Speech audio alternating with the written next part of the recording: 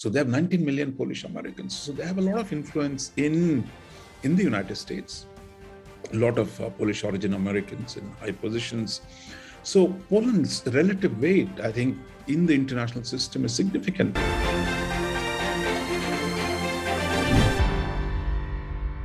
So in this week's Rajamandala, in your column for the Indian Express, you've looked at Eastern Europe, Central Europe, Eastern Central Europe in particular, and how with the Russia conflict over Ukraine, how their salience in the geopolitical theater in Europe has become greater than at least in recent memory.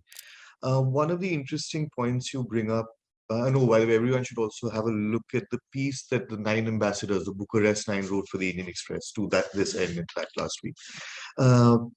Is that, say, Poland you take as a central pole in this conflict, in this region, but beginning with, you say that this was a region where the countries of this region had been warning the West, the US in particular, but of course NATO as well. Many of them are NATO members in the eastward expansion that took place in the 1990s and 2000s, of not to underestimate Russia, not to think that the post-Cold War Russia is somehow diminished under Putin. It has certain, you can call them Tsarist, you can call them Soviet era, but ambitions as a regional hegemon.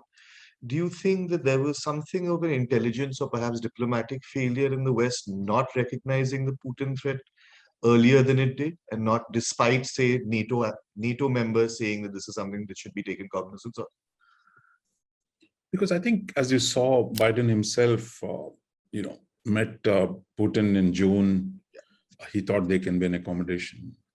And many in Western Europe used to discount what the Eastern Central Europeans used to say. The sense that, look, these guys are always complaining about Russia, therefore, don't take it too seriously, kind of a thing. And the West Europeans always thought, look, they had business interests, they had other interests. And plus, distance makes them a lot less worried about the Russian threat. While the Central Europeans really on the edge of Russia and former Soviet republics, many of them were former Soviet republics, many of them were members of the Warsaw Pact. So they have a deeper anxiety and memory of Russian domination and Russian hegemony. Of course, they have equal concerns about Germany, but Germany is integrated into the EU and into NATO, so they don't dominate like the old Prussia did in Europe. So for them, it kind of instinctively, the distrust is there. So they've been warning repeatedly. For example, they complain bitterly about the Nord Stream pipeline, that why is Germany importing gas directly? That means earlier it had to come through Eastern Europe. Now they're saying, okay, get it through the sea so that it doesn't have to cross East European territory. So in a sense, it reduced the leverage of the Central Europeans. So they were bitterly opposing it. And when Biden, was trying to be nice to the Germans and said, look, okay, you go ahead, as long as the Russians behave themselves. But in the end, Russians did not. Therefore, they said, look, we told you don't trust Russia. Now, I think, as I said, look, this is rooted in their historic experience. While the West Europeans and the Americans can take a more, shall we say, relaxed or an objective view of Russia, but the lived experience of these people has turned out to be more accurate, unfortunately, for the whole region. Right. So then, moving to Poland, everyone should read the piece. It has a lot more detail. It's on the indianexpress.com, of course, and probably a link wherever you're watching this should be in the description. So, you talk about Poland, and Poland has a sort of historical memory when it comes to European conflicts. Warsaw, from the Pact to the final steps that Hitler took, Czechoslovakia and Poland, there's a certain memory of what Poland means. How has Poland built itself up? You mentioned it in the piece in passing, but what makes it so significant, just apart from its geography, its economic successes, in terms of its defense establishment? Where does it stand at the moment? Yeah, for example, Poland, I think, has been the most successful post-Soviet economy in Eastern Europe. Most of these countries were liberated from, when Soviet Union collapsed, the Warsaw Pact dissolved in 91, many of these countries became on their own. And the Poles, quickly, they performed well, and relatively their size is larger than most other East European economies, and they've done very well. Second, I think they've also taken a lot of regional initiatives. For example, They have something called Visegrad 4, which brings together Czech Republic, Slovakia, and Hungary together. They have this so-called Lublin group, which is the Lublin Triangle, which brings Ukraine, Poland, and Lithuania. Then they initiated this so-called Three Seas initiative, running from the Baltics to the Adriatic Sea. So the relative size of 40 million people. So they're not the largest country in Europe. They're smaller than Germany, France, and Italy, and Spain, but they're right there. And their economy is growing. Their economy today is around $700 billion. So I think they're now the 22nd largest economy in the world. So I think, and then they have a diaspora in 19 million people, Polish Americans in the United States. As a percentage of American population, that's much larger than Indians. We are 4 million, 4.5 million. So they have 19 million Polish Americans. So they have a lot of influence in the United States. A lot of Polish origin Americans in high positions. So Poland's relative weight, I think, in the international system is significant. And I think it has not registered on our consciousness. And that is the other point I make in the article, that we've tended to treat them, view them through the Russian eyes, and that these were just part of Warsaw Pact. There was, because they were Soviet satellites, Russia was our friend, therefore they would automatically be our friend in the Cold War. But we didn't pay independent attention to them during the Cold War. Or afterwards, we had other preoccupations. So we didn't really pay attention to Central Europeans and their concerns. Our focus was so much on holding on to Russia. And we didn't see the contradictions that were there, historic contradictions. Because if you go through the Cold War, Hungary in 1956, Soviet Union intervened, Czechoslovakia in 1968, and then there was a whole conflict in the 80s when Poland, the Solidarity movement was challenging the communist rule. And so that is post-45 era. But if you go back to the previous era, Poland's territory was divided between Russia and Germany so often. This was Tsarist Russia and Imperial Germany. Simply walking into Poland, it was in between these two great powers. So, separated, annexed, so the territories changed. For example, Ukraine was large parts of Ukraine were part of Poland before. And they have solidarity with Ukraine. A large portion of Ukrainians are Roman Catholic, and Poland is largely Roman Catholic, so they have that solidarity. So if you think of putting almost 45 million Ukrainians with 40 million Poles, then you're talking about a fairly large chunk. Then it'll be as big as Germany in the heart of Europe. So I think the profile is going to rise, and we need to pay more attention to. See, look, we have our concerns, interest in Russia. That doesn't mean you don't pay attention to what's happening on the ground in the region.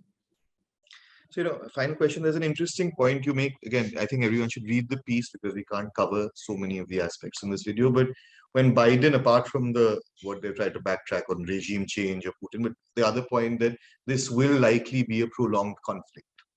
That Russia, even if the Ukraine matter is settled or there's some kind of ceasefire in the next few weeks, hopefully sooner the better, but you're looking at a new geopolitics now, which might be here for some time to stay. And then you also draw this, that the earlier old Europe, new Europe, old Europe being, of course, the Western Europe that we think, England, France, Germany, Spain, and the new Europe, which is the Central European countries, Poland among them, but also other Central European countries. For now, it looks like their geopolitical interests happen to be converging because of this Russian threat. But there is also the sense that if the conflict goes on, let's say what we talked about earlier, German dependence on Russian energy, say 2 winters on, do you see that re-emerging as a conflict? And now given that, and you can't go back, because now say Poland and some of these other countries will have a confidence in emergence that you come back. Does that fault line have a danger of reappearing as time goes on? And if say Russia can withstand the pressure long enough? Yeah, you're absolutely right. I mean, it depends on who can withstand more pain in the near term. And if Europe can find alternatives before the next winter to get other sources of oil, then of course the Russians' leverage will go down. But if they can't, by the next winter comes, you can do a lot of steps, but still Russia is such a big supplier. And it's not just oil. Russia is also a major supplier of commodities, all kinds of commodities. I mean, remember in school textbooks, we used to have lists of who has the maximum resources of each mineral, and Russia would be everywhere in those lists. So most of the commodities, Russia, from coal to gold. I mean, Russia is one of the largest reserves. So I think for any modern industrial society, you need those natural resources. So the near term, who can hold on to the pain and who can adapt better to the adversity. But of course, the Europeans are much bigger, they're richer, they have many more friends. Well, Russia has only China and a few others. The other aspect is the other cleavage that can come. For example, President Macron, France has already said, look, the kind of language Biden has used, you say, look, it's not right to use words like butcher, war criminal. And while Biden seemed to rule out any engagement with Putin, Macron is saying, look, he's going to talk to Putin again. I mean, he's almost talked to him 13, 14 times. He says, look, you have to deal with the reality of Putin. So some European leaders, and including EU Foreign Policy Chief Joseph Borrell, has also said the same thing.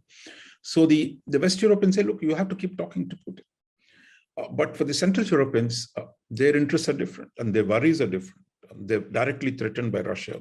That is, if Ukraine goes under, so it's easy for France to say, neutralize the Ukrainians, should just give up Eastern Ukraine, forget Crimea, just accommodate Russians. But if you're a Pole, if you're a Lithuanian, if you're an Estonian, you say, look, I mean, this will only feed the Russian appetite.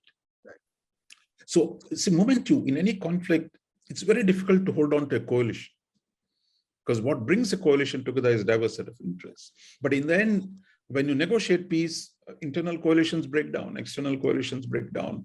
So there's always a danger. So it depends on how much of leadership the Americans can exercise. Can they keep everyone together in dealing with Russia? So that as time goes by, time is a great, disturbs everything. So I think and then internal politics in each country has its own internal politics. So this is a prolonged conflict.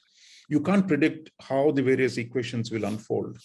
But from what Biden has said, look, that they're not going to compromise with Putin's Russia. They and the Americans and the East Europeans are closer together. So how this plays out would be very significant for Europe. Meanwhile, Germany is still buying gas from Russia. In fact, all the complaints about India apart, India doesn't feed Russia. What we buy from Russia is a pittance. Our trade with Russia is only $10 billion. But Russian trade, $50 billion. Thousands of dollars go from Europe to Russia all the time. So I think that structural geography where Western Europe dependent on Eastern Europe, but on Russia, and Central Europe fearful of Russia. So how do you create a structure of peace that accommodates everyone's interests? And whether those interests coincide with Putin's demands, that's another story. I mean, I think, but I think what we Indians, I think we need to just stop only seeing it through, India, our weapons and our gas. This is the biggest conflict in Europe since the Second World War. So in that sense, the structure of world politics itself is going to change, and those outcomes are going to be very, very important for us over the longer term. While the near-term issues are important, the longer-term historic changes in Europe are very consequential. So we'll obviously keep looking at Ukraine and other international stories in Rajamandala in this video. We'll see everyone next week. Thank you so much.